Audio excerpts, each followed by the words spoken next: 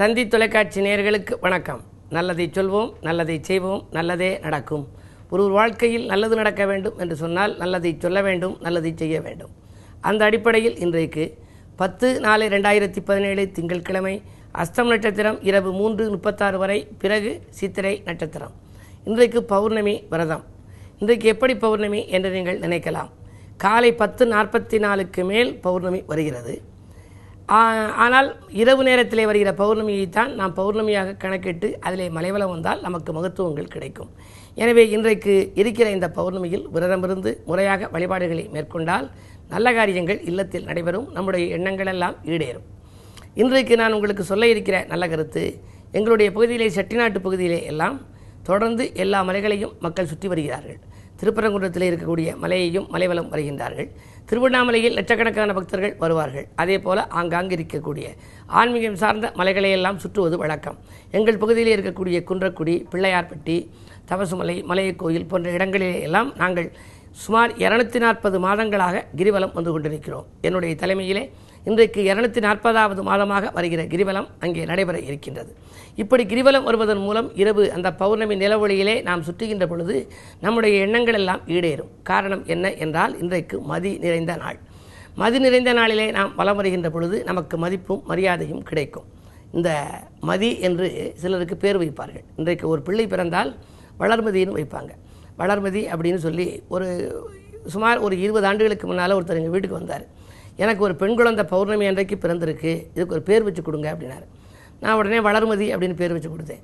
வளர்மதின்னு சொல்லி ஒரு ஜாதகங்கள் எழுதி கொடுத்து சொன்ன உடனே மீண்டும் அவர் அடுத்த ஆண்டு வந்தார். திரும்பவும் எனக்கு பௌர்ணமிக்கு ஒரு பெண் குழந்தை பிறந்திருக்கு, நீங்கள் அதுக்கு ஒரு பேர் வைக்கணும் அப்படின்னாரு. முழுமதி அப்படின்னு வச்சு கொடுத்தேன். ஏன்னா அன்றைக்கு முழுசாக மதி இருக்குது.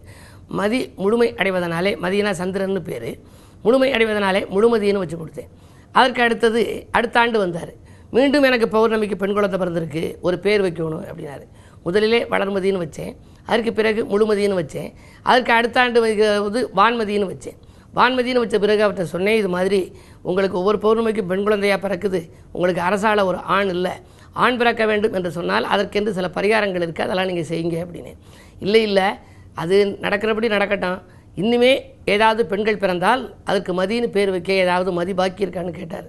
நான் சொன்னேன், இது மாதிரி சந்திரமதி தான் பாக்கி இருக்குது, சந்திரமதி மாதிரி சங்கடப்படாமல் சந்திரன் மாதிரி பிள்ளை பிறக்க வேண்டும் என்று சொன்னால் பௌர்ணமி நிலவொளியிலே நீங்கள் மலைவலம் வர வேண்டும். அது மட்டுமல்ல, நீங்கள் என்ன செய்ய வேண்டுமோ அந்த பரிகாரங்களை முறையாக செய்ய வேண்டும். சஷ்டியில் இருந்தால் அகப்பையில் வரும்னு சொல்லியிருக்காங்க. சஷ்டியிலே நீங்கள் விரதம் இருங்கள், முருகப்பெருமானை வழிபாடு செய்யுங்கள்.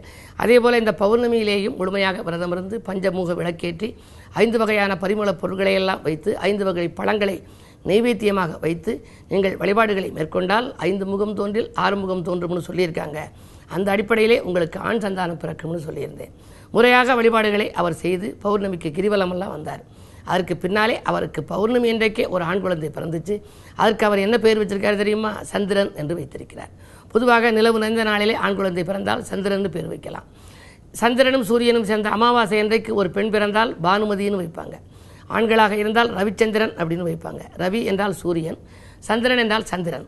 அப்படிப்பட்ட அற்புதமான நாள் பௌர்ணமி இன்றைக்கு. நிலவு வழிபாட்டை நீங்கள் மேற்கொள்ள வேண்டும். நிலவு வழிபாட்டை மேற்கொள்வது மட்டும் அல்ல, இன்றைக்கு தான தர்மங்களிலும் நீங்கள் ஈடுபடுவது நல்லது. உங்களால் இயன்ற அளவுக்கு இன்றைக்கு அன்னதானங்களை எல்லாம் செய்தால் உங்கள் வாழ்க்கையில் நல்ல சிறப்பான பலன்களை நீங்கள் காண இயலும். அருகில் இருக்கக்கூடிய ஆன்மீகம் சார்ந்த மலைகளை முடிந்தவர்கள் சுற்றி வரலாம். இயலாதவர்கள் ஆலயத்திற்கு சென்று இந்த முருகப்பெருமானை முறையாக வழிபடுவதன் மூலம் முன்னேற்றத்தின் முதல் படிக்கு செல்லலாம் என்ற நல்ல கருத்தை தெரிவித்து இன்றைய ராசி பலன்களை இப்பொழுது உங்களுக்கு வழங்கவிருக்கிறேன். மேசராசி நேயர்களே, உங்களுக்கெல்லாம் துன்பங்கள் தூளாகும் நாள். இன்றைக்கு நீங்கள் துணிந்து எடுத்த முடிவால் வெற்றி காண்பீர்கள். செவ்வாய் பலம் நன்றாக இருப்பதால் செயல்பாடுகளில் உங்களுக்கு வெற்றி கிடைக்கும். செல்வநிலை மேலோங்கும். குடும்பத்தில் உள்ளவர்கள் உங்கள் குணமறிந்து நடந்து கொள்வார்கள். இடம்பூமி வாங்குவதிலே ஆர்வம் கூடும். வழிபாட்டில் உங்களுக்கு வளர்ச்சியை காட்டுகின்ற நாள் இந்த நாள். ரிஷபராசினியர்களே, உங்களுக்கெல்லாம் சனியின் பார்வையால் சஞ்சலங்கள் அதிகரிக்கின்ற நாள். இருந்தாலும் கூட சந்தோஷங்களை வரவழைத்துக் கொள்ளும் விதத்தில் குருவின் பார்வையும் உங்கள் ராசியில் பதிகின்றது. எனவே கல்யாண வாய்ப்புகள் கைகூடலாம். கட்டுகின்ற மனையில் பிரச்சனைகள் இருந்தால் அது தீர்வாகும், நல்ல முடிவுக்கு வரும். அதிகாலையிலேயே வருகின்ற அலைபேசி வழி தகவல் உங்கள் தொழிலுக்கு உறுதுணை புரிவதாக இருக்கலாம். பாதியில் இந்த பணி மீதியும் தொடர்கின்ற இந்த நாள் ஒரு இனிய நாள். மிதுனராசி நேயர்களே, உங்களுக்கெல்லாம் இன்றைக்கு விழிப்புணர்ச்சி தேவைப்படும் நாள்.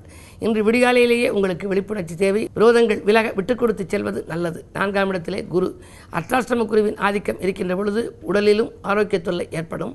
உடன் இருப்பவர்களும் பணியாளர்களாலும் உங்களுக்கு தொல்லைகள் ஏற்படலாம். எனவே நீங்கள் இன்றைக்கு எதையும் ஒரு முறைக்கு பல முறை யோசித்து செய்வது நல்லது. அது மட்டுமல்ல, இன்றைக்கு திதி பௌர்ணமி என்பதனாலே இன்றைக்கு மலைவலம் வருவதன் மூலம் மகத்துவம் காண இயலும். கடகராசி நேயர்களே, உங்களுக்கெல்லாம் 8லே கேது 2லே ராகு இருந்தாலும் கூட உங்களுக்கு கவலைகள் அகலும் நாள். கனிவான வாழ்க்கையை மேற்கொள்ளப் போகிறீர்கள். கல்யாண வாய்ப்புகள் கைகூடும். பணவரவு திருப்திகரமாகவே இருக்கிறது. பாராட்டு மழையில் நனைவீர்கள். உத்தியோகத்தில் நீங்கள் எதிர்பார்த்தபடியே இலாகா மாற்றங்கள் உங்களுக்கு வந்து சேரலாம். அரசியல் மற்றும் பொதுநலத்தில் இருப்பவர்களுக்கு புதிய பொறுப்புகள் கிடைக்கும் நாள் இந்த நாள். சிம்மராசி நேயர்களே, உங்களுக்கெல்லாம் இன்றைக்கு சேமிப்பு உயரும் நாள். செல்வாக்கு மேலோங்கும். தொழில் முன்னேற்றம் கருதி நீங்கள் எடுத்த முயற்சிகளெல்லாம் வெற்றி கிடைக்கும். யோககாரகன் செவ்வாய் நல்ல இடத்திலே சஞ்சரிக்கின்றார். எனவே இடம்பூமியால் உங்களுக்கு லாபங்கள் உண்டு. ஆடை ஆபரண சேர்க்கைக்கும் அஸ்திவாரம் அமைத்துக் கொள்வீர்கள். பாக பிரிவினர்கள் கூட சுமூகமாக முடியும் நாள் இந்த நாள்.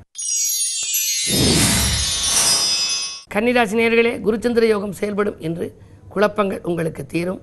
குதூகலம் கூடும். கல்யாண கனவுகள் நனவாகும். பிள்ளை பிறக்கவில்லையே என்று கவலைப்பட்டவர்கள் எல்லாம் அதற்குரிய பரிகாரங்களை இன்று மேற்கொண்டால் நல்ல விதமான மக்கட்பேறுகள் உங்களுக்கு வாய்க்கலாம். அது மட்டுமல்ல, இன்றைக்கு 3லே சனி பகவான் வக்ரம் அடைந்திருக்கிறார். விலகிச் சென்ற சகோதரர்கள் விரும்பி வந்து இணைவார்கள். இணைந்து உங்கள் தொழிலுக்கு உறுதுணை புரிவார்கள். துலாம் ராசி நேயர்களே, அலைச்சலுக்கேற்ற ஆதாயம் கிடைக்காத நாள். இன்றைக்கு உங்களுக்கு அலைச்சல் கூடுதலாக இருக்கும். ஆதாயம் கிடைக்காது. விரயங்களும் கூடுதலாகவே இருக்கலாம். தொழில் முன்னேற்றம் கருதி எடுத்த முயற்சிகளில் தாமதங்கள் ஏற்படும். பஞ்சாயத்துக்கள் இழுபறி நிலையில் இருக்கும். கொடுத்த வாக்கையும் காப்பாற்ற இயலாது. கொள்கை பிடிப்போடும் செயல்பட இயலாது. எனவே இந்த நாளை இனிய நாளாக அமைத்துக்கொள்ள வழிபாட்டில் கவனம் செலுத்துங்கள். மாலை நேரம் வருகிற பயணங்களை மாற்றி அமைத்துக் கொள்வதும் நல்லது. விருச்சிக ராசி நேயர்களே, உங்களுக்கு சனி வக்ர இயக்கத்திற்கு வந்துவிட்டார். எனவே இனி ஓரளவு நல்ல பலன்கள் வரப்போகிறது. ஜென்மச்சனியின் ஆதிக்கத்தில் வக்ரம் ஏற்படுகின்ற பொழுது நினைத்தது நடக்கும். தொட்ட காரியங்களெல்லாம் துலங்கும். பணப்பேரவுகள் மிகச்சிறப்பாக இருக்கும். கேட்ட இடத்தில் உதவிகள் கிடைக்கும். பொருளாதார நிலை உயரும். இந்த நேரத்தில் இதை செய்வோமா அதை செய்வோமா என்று சிந்திப்பீர்கள். வருமானம் பெருக வழியமைத்துக் கொள்கின்ற இந்த நாளில் பௌர்ணமியும் வருவதால் இன்றைக்கு மலைவலம் வந்து மகத்துவம் காணுங்கள். தனுசு ராசி நேயர்களே, உங்களுக்கெல்லாம் தடைகள் அகலும் நாள். முன்னேற்ற பாதையில் இருந்த முட்டுக்கட்டைகள் விலகும். முக்கிய புள்ளிகள் இல்லம் தேடி வந்து உங்களுக்கு உதவிக்கரம் நீட்டுவார்கள். வாழ்க்கை தேவைகள் பூர்த்தியாகும். வளர்ச்சி கூடும். வாரிசுகளால் ஏற்பட்ட தொல்லைகளும் அகலும் நாள் இந்த நாள். மகர ராசி நேயர்களே, உங்களுக்கு 2லே கேது. எனவே எதை செய்தாலும் ஒரு முறைக்கு பல முறை யோசித்து செய்வது நல்லது. தொட்ட காரியங்களில் வெற்றி கிடைக்குமா என்பது சந்தேகம்தான். விரயங்கள் கூடுதலாகவே இருக்கலாம். ஆன்மீக நாட்டம் அதிகரிக்கும். அதே நேரத்தில் சனியின் பார்வையும் உங்கள் ராசியில் பதிவதால் ஆரோக்கிய தொல்லையும் உண்டு. மருத்துவ செலவுகளும் கூடுதலாக இருக்கும். வாகன பழுதுகளால் வாட்டம் காணும் நாள் இந்த நாள். கும்பராசி நேயர்களே, உங்களுக்கு சந்திராஷ்டமம்.